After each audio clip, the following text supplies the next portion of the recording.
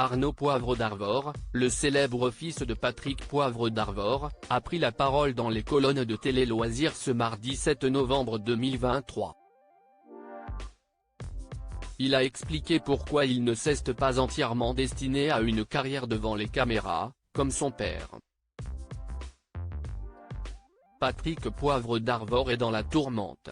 Depuis plusieurs années maintenant, l'ancien visage du JT de TF1 fait l'objet d'accusations de viol.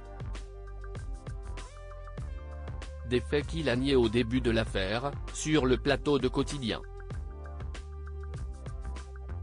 Mais les témoignages accablants se sont succédés. Le 9 mai 2022, Mediapart dévoilait les témoignages de 20 femmes qui accusaient toutes Patrick Poivre d'Arvor de viol ou d'agression sexuelle. Après ces accusations, les regards se sont rapidement tournés vers ses proches. Claire Chazal avait défendu son ex et avait réfuté toutes les accusations. Le 31 août 2023, c'est son fils Arnaud Poivre d'Arvor qui prenait la parole pour la première fois dans les colonnes de Ciné Télé Revue. Le fils de Véronique Courcou, décédé le 30 juin dernier à l'âge de 81 ans, expliquait qu'il ne s'est jamais exprimé là-dessus, parce qu'il pense que sa parole serait inaudible. Bien sûr, je suis profondément meurtri, et c'est une situation difficile à vivre. Je risque d'être critiqué et mon point de vue pourrait être mal interprété. Alors je garde le silence et mon sang-froid. Il avait ensuite ajouté, ces jugements lapidaires peuvent avoir une influence sur certaines enquêtes.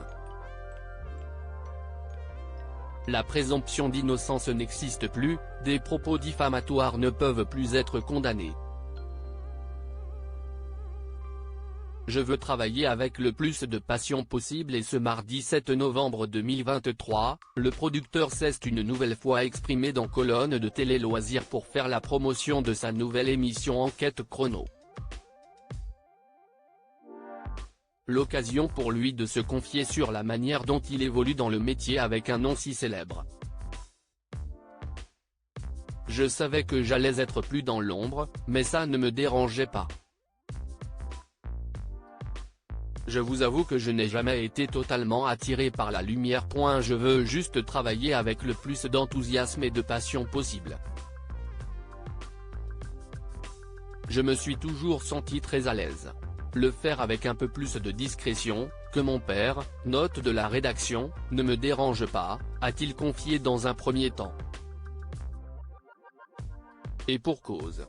Ce n'est pas totalement mon père qui m'a inspiré. Mais oui, d'une certaine façon, forcément enfant j'ai été baigné dans ce milieu, a-t-il révélé, expliquant qu'il s'est davantage laissé bercer par Alain Decaux et Pierre Bellemare, qui étaient de formidables conteurs.